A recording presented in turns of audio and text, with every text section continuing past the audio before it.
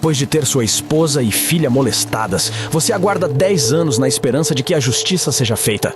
Vendo que nada aconteceu, toma para si a missão de se vingar de todos os envolvidos com suas próprias mãos. Fala galera, sejam bem-vindos de volta ao filme Diminuto. E se você quer saber o que vai acontecer, fique até o final do vídeo. É uma noite tranquila em família. O pai, Clyde, trabalha enquanto sua filha se diverte até que alguém bate a porta. Ele vai atender quando é surpreendido por 2 homens. Eles invadem, o amarram e lhe dão uma facada. Enquanto um deles saqueia a casa, o outro agride e molesta sua mulher e filha. Ele não pode fazer nada e apenas assiste a tudo até desmaiar. Algum tempo depois, conhecemos Nick, um promotor de justiça, enquanto ele conversa com um colega de trabalho sobre seu altíssimo índice de condenações. Quando chega ao escritório, um homem o chama para tratar sobre o caso da família. O promotor explica que o caso saiu dos trilhos e que preferiu fazer um acordo a perder a condenação. Agora, ele precisa explicar isso a Clyde. Quando se encontra com o pai viúvo, ele o dá a notícia. O criminoso que estuprou sua esposa e filha fez um acordo em que irá depor contra o comparsa para, em troca, cumprir uma pena reduzida.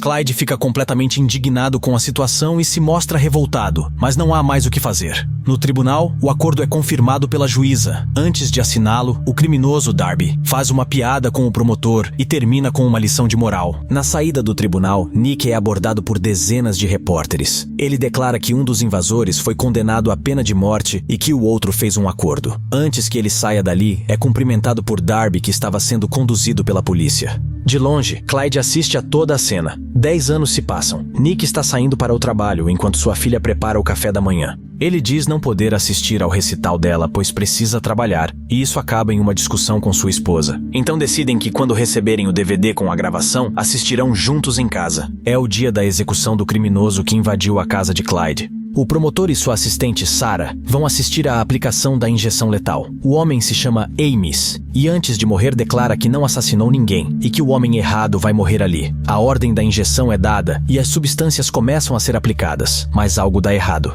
Ames começa a convulsionar e agoniza, sofrendo até seu coração parar. O que deveria ser uma morte indolor se transforma em um show de horrores. Fora dali, Nick e outros responsáveis supõem que a máquina foi adulterada com o objetivo de punir Ames cruelmente. Policiais chegam até eles e entregam um recipiente encontrado atrás do mecanismo de injeção. Nele está escrito a frase, "O destino é implacável", a mesma que Darby disse a Clyde enquanto o esfaqueava e disse a Nick no tribunal. Rapidamente, todas as suspeitas apontam para Darby. O promotor, junto com a polícia, se dirigem à casa do criminoso. Antes dos policiais chegarem, podemos vê-lo em casa assistindo ao noticiário quando recebe uma ligação. Alguém ao telefone começa a dar instruções de como fugir dali antes que a polícia o capture. Ele foge pelo telhado e atira nas viaturas enquanto continua na ligação. O anônimo que está falando orienta que ele limpe as digitais e descarte a arma, o que Darby obedece. Também dá a ordem para que ele vá até as fábricas abandonadas próximas dali e roube uma viatura que contém um policial desacordado dentro. Darby chega até o carro, toma a arma do policial e o rende, obrigando-o a acelerar o carro. Quando se distanciam dali, eles descem do carro. Darby está pronto para matá-lo quando recebe outra ligação. Quem está do outro lado da linha é o policial, que na verdade é Clyde. O criminoso tenta atirar, mas a arma não funciona. Clyde se aproxima e explica que havia uma droga paralisante no gatilho da pistola. Se trata de uma substância paralisante capaz de manter todas as funções neurológicas em perfeito estado, ou seja, ele não consegue se mexer, mas pode sentir tudo.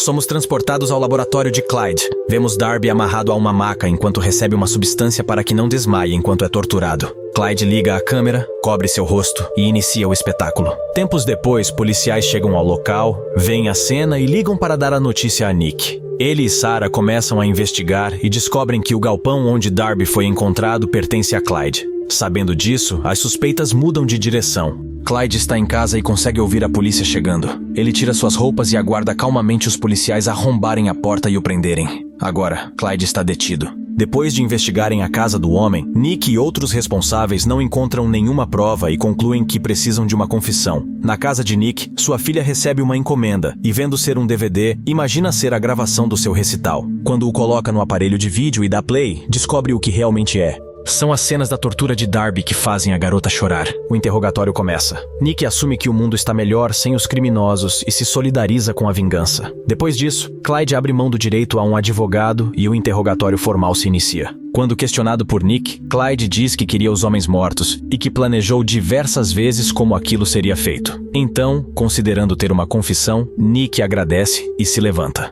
Antes que saia, Clyde aconselha que ele desmarque todos os compromissos, pois terá uma semana agitada. O homem continua dizendo que qualquer pai iria querer os homens mortos e fantasiaria isso na cabeça. Portanto, não há uma confissão. Além disso, apesar do corpo do homem ter sido encontrado em uma de suas propriedades, ele possui inúmeras pela região, e elas são comumente invadidas por viciados. Nick reconhece e tenta chegar a um acordo. Para dar a confissão, Clyde exige uma cama confortável em sua cela, mas Nick nega. Quando sai dali, recebe uma ligação de sua esposa contando que sua filha assistiu ao DVD da tortura de Darby e está completamente aterrorizada. Então, ele muda de ideia. Chegando ao presídio, Clyde ganha uma nova cama. Longe dali no escritório, Sarah une uma equipe e começa a investigar a vida de Clyde em busca de provas contra ele. Acontece que todas as suas propriedades foram transferidas para o Panamá e o governo de lá não quis colaborar cedendo informações. Então eles continuam de mãos vazias. Voltamos ao tribunal. Nick argumenta e solicita à juíza que negue a fiança de Clyde. Ele, por sua vez, continua abdicando do direito a um advogado e inicia sua defesa. Alega não representar risco de fuga e ser réu primário, além do fato da promotoria não ter apresentado nenhuma prova contra ele. Ele vai mais a fundo e, demonstrando conhecimento, cita casos em que decisões semelhantes foram tomadas e as violações dos mesmos direitos levaram a consequências injustas. A juíza concorda e, quando está prestes a soltá-lo, Clyde a interrompe. Ele ridiculariza a situação, mostrando como alguns precedentes absurdos podem fazer a juíza reagir como uma cadela no cio e deixar um assassino à solta. Ela se revolta, nega sua fiança e ordena que os policiais o prendam imediatamente. Mais uma vez, estamos no presídio e outro interrogatório começa. Desta vez, Clyde assume o assassinato de Darby e Ames, descrevendo detalhadamente como executou cada um deles. Nick se mostra satisfeito e decide sair dali, quando Clyde faz uma oferta, uma nova confissão por um novo acordo. O que ele quer é uma bisteca com batatas fritas e o seu iPod. O promotor o ignora, mas Clyde oferece a vida do advogado de Darby como moeda de troca. A equipe de Nick tenta localizá-lo, mas o homem está sumido há 3 dias. Pelo circuito de câmeras, eles ouvem Clyde dizer que o advogado do criminoso ainda está vivo. Ele também impõe uma condição. Para revelar onde o homem está, deve receber sua comida e seu iPod pontualmente até às 13 horas.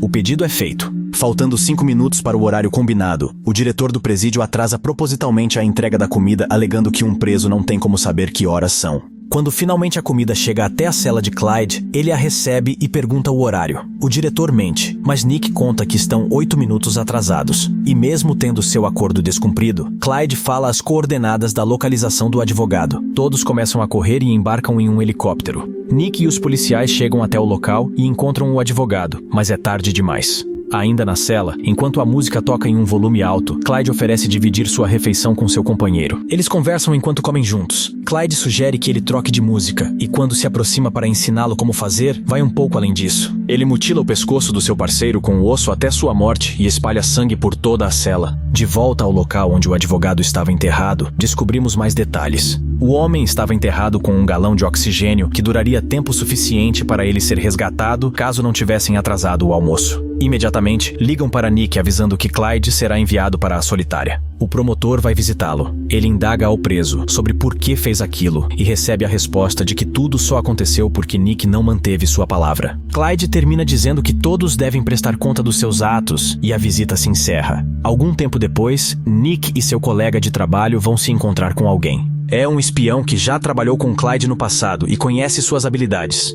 O homem conta que Clyde é um gênio capaz de matar pessoas sem sair de onde está e é o melhor que já conheceu no assunto. Por fim, ele diz que se querem estar um passo à frente, precisam procurar a próxima peça a ser movida no tabuleiro, alguém que estava envolvido com o caso. Eles entendem o perigo e imediatamente marcam uma reunião com a juíza. Quando a encontram, solicitam que limite as opções de Clyde e assim viole os seus direitos civis. A juíza fica contrariada, mas concorda e acata o pedido. Nesse momento, seu telefone toca. Quando ela atende, ele simplesmente explode sua cabeça e a leva à morte imediatamente. Nick volta à sala de interrogatório e questiona as atitudes de Clyde. O promotor alega que quem quer que o esteja ajudando irá pagar também. O homem acorrentado debocha das falas de Nick e o dá uma última chance. Ele propõe que seja solto e que todas suas acusações sejam retiradas até às 6 horas ou ele matará todo mundo.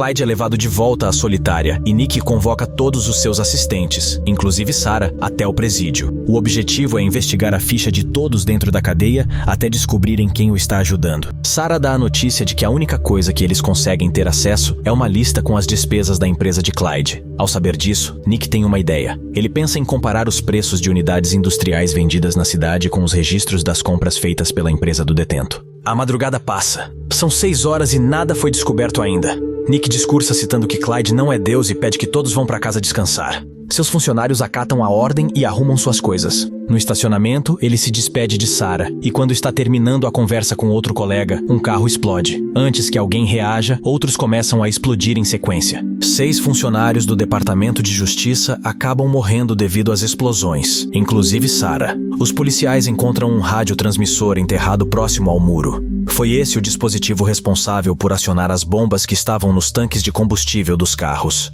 Agora, estamos em uma reunião com a prefeita. Ela se mostra revoltada com a incompetência da polícia em deter Clyde, dá uma última chance ao promotor e designa seguranças para tomar conta dele. Nick promete parar Clyde. Ele sai dali e vai até o presídio. Ao encontrar com Clyde, ele soca o homem e expõe toda a sua revolta quanto à morte dos inocentes. Clyde despreza seu sentimento e revela que seu plano não acabou. Algum tempo depois acontece o enterro de Sarah. Nick e outros colegas de trabalho comparecem ao funeral e lamentam o ocorrido. Quando estão saindo dali, vemos um robô equipado com uma metralhadora sendo controlado remotamente por alguém não identificado. Ele mira no comboio que transporta Nick e emite um pulso eletromagnético que gera uma pane, fazendo os carros desligarem. Nick e os policiais avistam o robô mirando algo, mas quando tentam reagir, o carro à frente é fuzilado. São tantos tiros que não há dúvidas de que todos foram atingidos. Para finalizar o trabalho, o carro ainda é alvejado com um míssil e mata todos que estavam dentro. Diante da morte de mais colegas, Nick vai até a prefeita e pede demissão, mas antes da validação, ela impede que isso aconteça e o promove. A partir de agora, através de um juramento, Nick se torna o promotor público da cidade da Filadélfia. Ela toma mais uma decisão: a cidade deve parar. Uma cláusula de emergência é implementada e o policiamento na cidade sobe para níveis ostensivos. Continuando a investigação, Nick recebe um e-mail. É a lista de despesas da empresa de Clyde solicitada por Sarah antes de sua morte. Ele rapidamente consegue acessar os registros de prédios industriais vendidos na cidade nos últimos 10 anos e começa a comparar os valores. Com base nisso, ele chega a alguns resultados. Um dos endereços fica ao lado do presídio onde Nick está encarcerado. Ele vai até lá com um colega e invade o galpão. Já dentro, eles revistam o local e, embaixo de um carro, encontram uma entrada secreta. Se trata de um túnel subterrâneo com trilhos que dá acesso ao presídio. Ao atravessá-lo, Nick e seu colega encontram muitos equipamentos, dentre eles explosivos e disfarces. Os homens também notam que há uma escotilha e deduzem que do outro lado deve estar Clyde trancado em sua solitária. Então eles abrem e descobrem que não há ninguém ali. Nick e seu colega voltam ao galpão e vasculham as coisas na tentativa de descobrir onde Clyde está.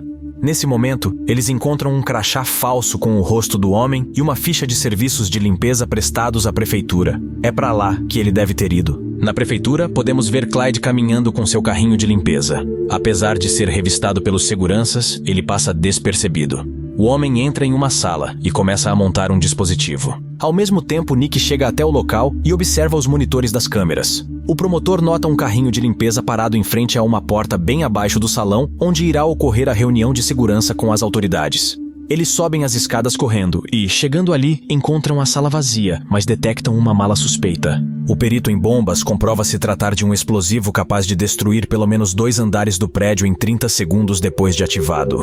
A solução seria alertar os seguranças e evacuar o prédio, mas no instante em que Clyde percebesse a movimentação pelas câmeras, ele acionaria a bomba. Vamos para a rua e vemos Clyde dirigindo em um engarrafamento. Ele chega até o galpão que está sendo vigiado e volta até sua cela pela escotilha. Quando ele passa por ela, ouve alguém. Nick está o esperando. O promotor está armado e questiona os motivos e as atitudes de Clyde, trazendo à tona o fato de que nada daquilo irá trazer a mulher e a filha dele de volta. Mesmo assim, o homem decide seguir em frente. Ele tira o celular do bolso e aperta o botão que aciona o explosivo deixado dentro da mala na prefeitura. Então Nick apenas sai dali. O parceiro de Nick tranca a escotilha e Clyde consegue ouvir a bomba sendo ativada. Quando olha debaixo de sua cama, encontra a mala com o dispositivo. Aí descobre que seu plano deu errado.